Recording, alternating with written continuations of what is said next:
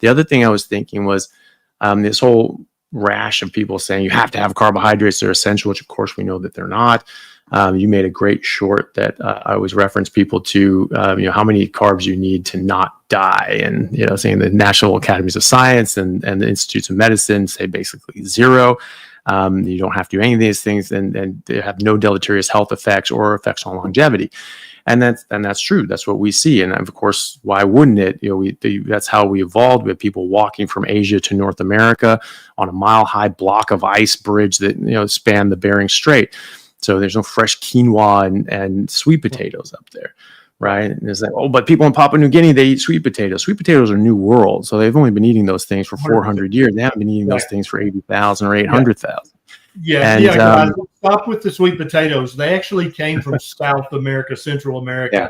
They are not indigenous to Asia or Europe or Africa.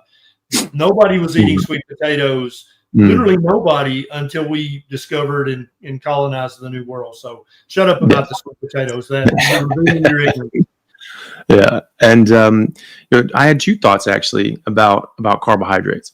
I was saying, well, these are essential, and I found that there's actually 2 proofs that I think you could definitively say we are clearly not biologically designed to eat carbohydrates, and that's first being insulin. We actually have the wrong kind of insulin. It doesn't match the spike that we get from glucose. So glucose spikes up, then we have this insulin arc that goes, and then glucose goes too low, and you might actually get hypoglycemia, reactive hypoglycemia. This is a known consequence.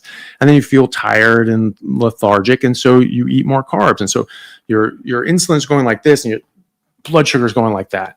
Right. So it's not matching that insulin curve. And in fact, in diabetics that require insulin, we've had to reinvent insulin because people were getting so many hypoglycemic episodes. They were dying from this by injecting insulin.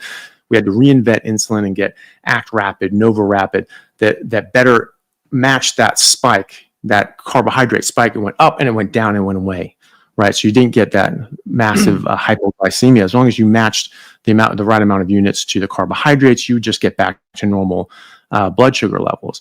And type 1 diabetics that are now going ketogenic or even carnivore, they're finding that Act Rapid, Nova Rapid is not working for them because they do still require insulin for the protein, but they don't need that spike, that aggressive spike. So now they're getting too aggressive of a spike of insulin. So they've gone back to the R insulin, the original insulin. And that's the thing. Like if we just needed to replace this insulin, why wouldn't we just use our normal insulin? Why would we have to reinvent it? That doesn't make sense.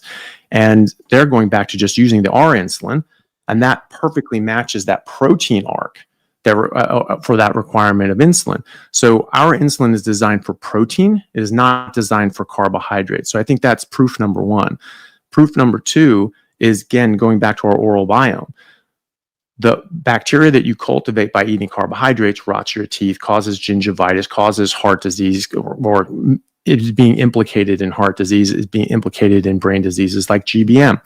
So your oral health is a window to your overall health, and especially your cardiovascular health. And so if you're eating something that's rotting your teeth, that's causing cavities, that's a bad sign, because no animal in nature eats a natural diet that rots their teeth. Now, they might have to go outside of their natural diet for survival purposes, and that might rot their teeth, but that's not the same thing. When they're eating their natural diet, their evolved diet, their most optimal diet, they don't rot their teeth, because when you lose your teeth, you lose the ability to eat and you die. So that's not a survival advantage. And so anything that rots your teeth, you can just say by definition is not designed for you biologically. And so carbohydrates cultivate the bacteria that rot our teeth, and we would lose our teeth and we would lose the ability to eat. And so obviously that's not our natural diet. And also what's damaging your mouth, again, oral biome mirror into your overall health, or your oral health is a mirror into your overall health. So it's something that's causing damage to your mouth, and your oral health is likely causing damage to your overall health. And that's something that's now being further investigated, again, by seeing these bacteria in arterial plaques and in GBMs and things like that. Yep. And it's absolutely an anthropological fact that if you go back in the archaeological record more than 12,000 years before the agricultural de-evolution, every human skull that we find has, unless a tooth was knocked out from trauma, because there was some trauma back then, they had 0 cavities, zero evidence of dental abscesses, of gingivitis, of any of that kind of stuff. They just didn't have. And I think back then we were eating more like a bear. We ate lots of meat. If we found a nest of eggs, we ate it. If the berries were ripe, we ate those berries. If we found some little bitter sour fruits that were ripe, we ate those if we were hungry. But that they didn't have tooth decay. It just was not a thing before we started eating all the wheat, rice, oats, and corn. And then later in the 1600s, 1500s, when sugar was discovered and we were able to process it and ship it, then everybody's teeth started falling out. And so a good friend of mine, Kevin Stocks, a dentist, he said if people would stop eating or drinking any sugar and eating any grains, 99% of dentists would be unemployed. They literally would have to do outside. Maybe you need braces. Maybe you got a tooth knocked out. But as far as pulling teeth and filling cavities and pulling infected teeth, they would never do that because it would not be a thing. Can I just expand on that just real quickly? Yeah. The other thing is amylase. We look at amylase, it's the enzyme that breaks down starch and breaks it down into glucose. You do see that in the genome. So the more repeats that we have in the genome, the more ability you have to break down amylase. And so that would denote actually eating more and more starches and things like that. So you see like sort of single, versions of this or a single repeat sort of things back further in our evolutionary past. But at 10,000 years ago or so, with the advent of agriculture, that's when you see this massive multiplication of amylase. And so it just, from a population-wide level, maybe individuals here and there, for survival reasons, maybe the ripe fruit, for the 2 weeks that it was available, fine. But on a mass population scale, we don't see people eating all that much carbs because simply it just wasn't. We didn't even have the genetic capacity to do that. So amylase started massively increasing after 10,000 years ago, and we had. And people saying that, no, it must only be seed oils that's causing these problems. We've always been eating carbohydrates. Like, well, no, the degeneration in human health happened exactly when agriculture kicked in. That's when teeth started rotting. We reduced our height by 6 inches. Our brain size reduced by 11% for men, 17% for women within generations. Yep. And we started seeing chronic disease, etc. Diabetes was described by that name 2,200 years ago in Egypt. And we were treating that with ketogenic diets since the 1700s, 150 years before seed oils even existed. So you can't say that this is only processed food that causes this. We've had this for thousands and thousands of years.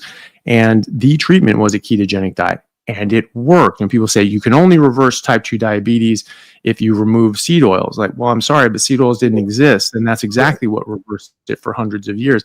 I have a medical textbook from Sir William Osler, the first, Osler's nose, very famous guy. Yep. He was the first professor of medicine at Johns Hopkins. And my great-grandfather was a doctor and a surgeon, and he had this textbook. And his textbook was from, now he qualified as a surgeon in the 1890s, but he had this textbook from 1910, and Osler wrote this book. There's a chapter on diabetes, and it says explicitly the gold standard treatment for the treatment of diabetes, type 1 and type 2, they didn't differentiate at the time, is carbohydrate restriction. You cut down carbs to 0, and you have essentially equal portions of grams of protein and fat, and that was the only thing that could keep people alive.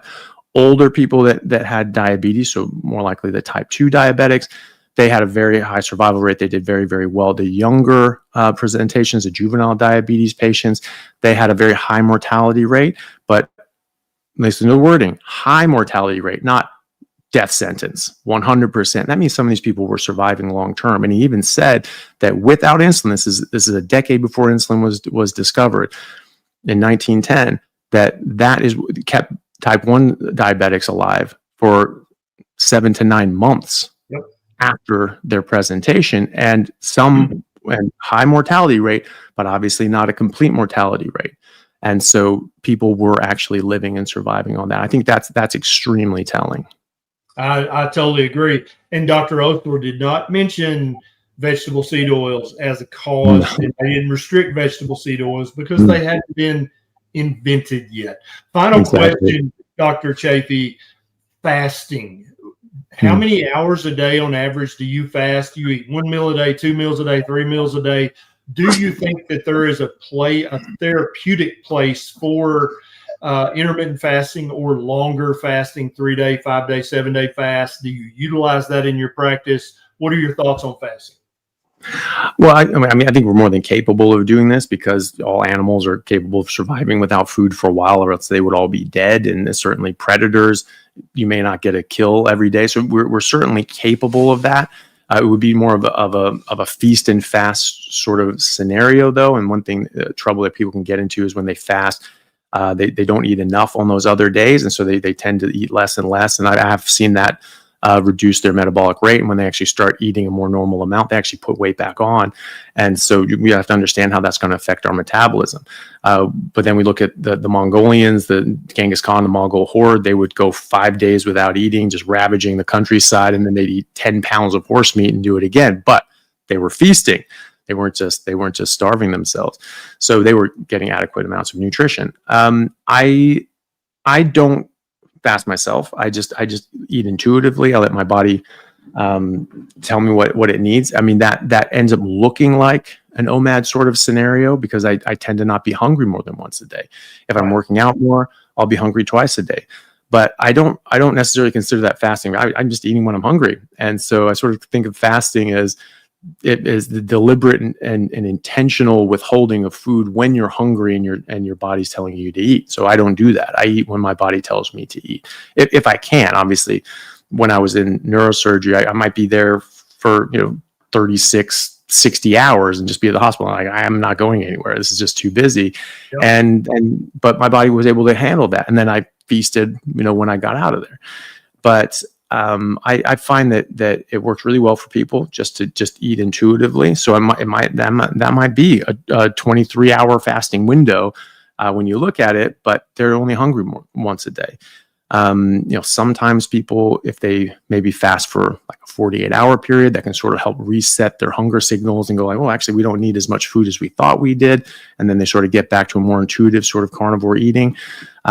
Maybe if someone has cancer, there could be therapeutic effects for that to really drive up their ketones and drop their blood sugar to get their GKI down low. I think one positive from fasting for a cancer perspective is that you're not only withholding carbohydrates, you're also withholding glutamine, which cancers can also run on. And glutamine comes in anything, the plants and meat and everything like that. We make it as well, just like we do make glucose, but we make a lot less of it than you might eat. And so there might be an added benefit for cancer for actually withholding the glutamine as well as the carbohydrates, but that hasn't been proven. However, people with lower GKIs do seem to have better survival outcomes for cancer. So there might be a benefit there. But I think for just normal day-to-day people, I find that maybe you can involve fasting if you feel better that way, but be careful about eating enough on the off day so you don't suppress your metabolism.